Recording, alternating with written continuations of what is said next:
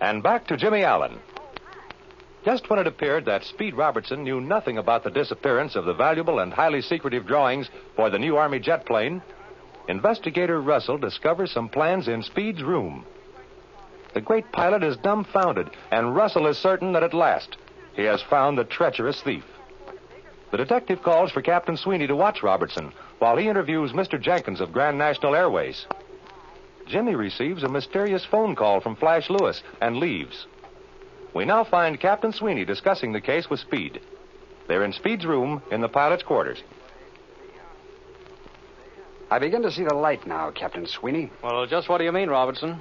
I can account now for many of the veiled references Jimmy Allen made to me in the past few days. References about what? Oh, about the value of this new airplane to any foreign Air Force, and all this mystery about Major Moto, the Manchurian Army officer. What about Major Moto?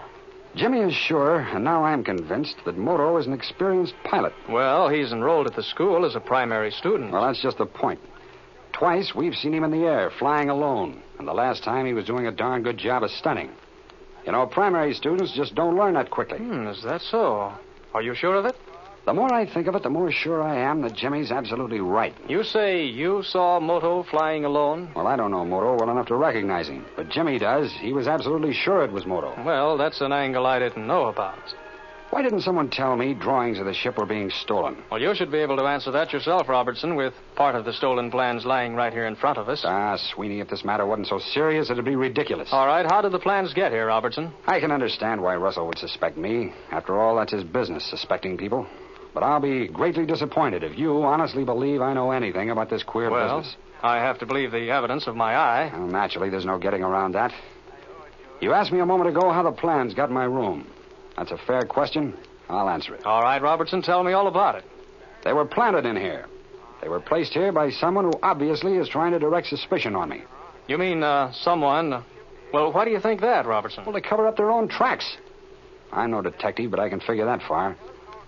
Now, tell me, Sweeney, how did Russell happen to drop into my room at this particular time? How long have you missed those plans? Well, a couple of weeks ago, we noticed that the fuselage drawings had been taken. Then the other day, we discovered the wing details were gone, too. Well, how could they be taken? That's a very well-guarded plant. Well, it's unquestionably an inside job. Both fuselage and wing drawings were taken from the master filing cabinet and the engineering office. Now, whoever did it was an expert. There was no evidence of the lock being tampered with at all. Well, if it's an inside job, how in the world do you think I'd take the plans? I don't work down there, and I'm certainly no locksmith. Yes, but that kind of work can't always be hired, you know. Well, it seems to me more care should have been taken with such valuable drawings. Yes, we finally decided that ourselves. The balance of the drawings are now kept in the vault at night. Oh, then the complete set has not been stolen. No, we still have the key drawings of the control surfaces. You know, Sweeney, I'm beginning to get interested in this business. Of course, I was familiar with the activities of spies and espionage work during the war. But I'll be darned if I don't think here's a case I'm getting some real first-hand information on. Well, you should be interested. Now, Russell thinks my motive for stealing the plans is to get money for rebuilding the Bluebird racer. He's down talking to Jenkins about it now. You know, I'm afraid he'll be disappointed and have to look elsewhere for his thief. Well, you don't seem to be very worried, Robertson. Now, I'm not a bit worried. I'm really becoming very much interested. And the more I think of it, the more I'm inclined to believe that Jimmy Allen's been on the right track all the time. In what way? You just think this over, Captain. Jimmy Allen's a smart kid. He's got a keen mind and a long head. Yes, I think the kid's smart enough, all right. All right. Other people around here know that, too, you know. What do you mean?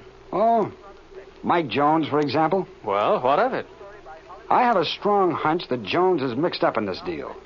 Jones is a crook. He's a clever one. He'd sell his soul if the ante was big enough. Shorty Mason, he's a weak sister. He'd do anything Jones told him to. You think, then, that Jones... I mean this. Jones and Shorty Mason seem to be fairly intimate with Major Moto. And maybe Jones feels that Jimmy just knows too much about his business. But I don't see Now, that... wait a minute. Twice in the past few weeks, attempts have been made on Jimmy's life. They both appear to be accidental. Oh, I begin to see. Sure. First, Shorty Mason sends Jimmy solo before he's barely able to fly at all. And a wheel drops off the landing gear. Yes, I remember that. You changed planes and got Jimmy down safe. Robertson, it was a good job of flying and cool nerve, too. I was just lucky, that's all. Then the other day, a wing pulls off of one of Mike Jones's trainers. Jimmy and I grab ourselves an armful of parachutes and go places. Yeah, the circumstances of that crash appeared queer to me. Yeah, they would to any pilot. But get this. The department investigators have discovered evidences of a strong chemical used in the struts on that ship. The deuce you say? Mike Jones just figured the struts would pull off before we got the ship high enough to bail out. Well, that's hard to believe. Well, it's not so hard when you know Jones like I do. And then, Sweeney, what about this? Who stuck the lead in the wingtip of that jet ship? Well, Robertson, we're unable to answer that right now. Well, I've given it a lot of thought. Whoever had that idea knows aircraft engineering. I don't know who did it, but I think I know why. All right, what's your theory? That plane was unbalanced so that it would flat spin, so that our government would reject the design. Well, it's quite possible. I've thought of that, too. Okay, now let's talk sense, Sweeney. We're both in the Army. We both know that the kingdom of Manchuria is coming more and more under the control of the fascist element of a powerful nation. And that isn't all. What do you mean? I mean that the kingdom of Manchuria is rapidly becoming a major power in post-war world affairs. Darn if you haven't thrown a new light on this entire situation, Robertson. I'm surprised we all haven't thought of it before. Of course, we must remember this. The international aspect... Excuse me a second, Captain. Come in. Say, have I got some news? Listen. Hey, look, where's Mr. Russell? Why all the excitement, Jim? Russell went down the line to talk to Mr. Jenkins. I think he'll be back shortly. Oh, I see. Oh, gosh, you know, I don't know what I'd do without Flash Lewis. Well, now what's happened, Jimmy? What's up, Alan? Well, you know, a while ago, Flash called me on the phone here. Yeah, I remember that. Well, he asked me to meet him down on the line. Yeah? Then what? Well, you know Flash. He isn't half as dumb as he looks. And he knows what makes the wheels go round at Central Flying. Flash is a smart mechanic. He's nobody's fool, even though he does act like a half-wit most of the time. Who is this Flash Lewis? He's chief mech down at Central Flying School, Captain. Yeah. Well, look, anyway, Flash called me down there to tell me that Mike Jones ordered him to have that jet plane that Hank St. John flew in on the line at 1 o'clock tonight. Well, you mean the jet fighter we saw out on the line when we came in this morning? Yeah, that's the one. Is that the single-seater job I noticed on the line? Yeah, Hank St. John flew it in here to demonstrate for Major Moto. Yeah, he was flying it a while ago, too. And Flash says he understands Major Moto has agreed to buy 10 of them for the Manchurian Air Force. Well, I'll be hanged. Is he the Henry St. John who used to be in the Air Corps? Sure, you remember Hank. He used to command the 95th Squadron. He left the Army to join an aircraft manufacturing outfit as director of military sales. Yes, I used to know Hank very well. Now, listen to this. Flash said the plane is to be warmed up, ready to take off. What's more, he overheard Captain St. John say the job is sold. Why get so excited about that, Jimmy? Look, why would anyone be flying the ship at 1 o'clock tonight if it belongs to Major Moto? That is rather queer. Oh, there might be a number of reasons, Jim. I wouldn't get so worked up over something. Now, look, Speed. It could be that Major Moto's going somewhere in a hurry. I get it, Jim. I see what you're driving at now. You think the little Oriental may shove off tonight. By George, that's a thought. Maybe he's afraid he's under suspicion. Yeah, but there's another angle. He may want to leave hurriedly with some plans. That's it. I'll bet any money that's it. Remember this, though. A complete set hasn't been stolen yet. The control drawings are still in the vault. Come in, come in. Wait a minute, though. Who is it? Oh, it's you, Russell. Well, Robertson, Mr. Jenkins explained this deal to me on how you're going to raise money to rebuild your racing plane, and I guess I owe you an apology. Forget it, Russell. I could have told you that if you'd waited around here. I've had a long talk with Robertson, and I think you're on the wrong track, Russell. Well, maybe so. Jenkins gave you a great send-off, Robertson, but it still doesn't explain how those plans got in here. Speed thinks they were planted in his room to throw you off the scent. And darned if I don't think he's right. Sure he's right. Of course that's what happened. It's quite obvious, I believe.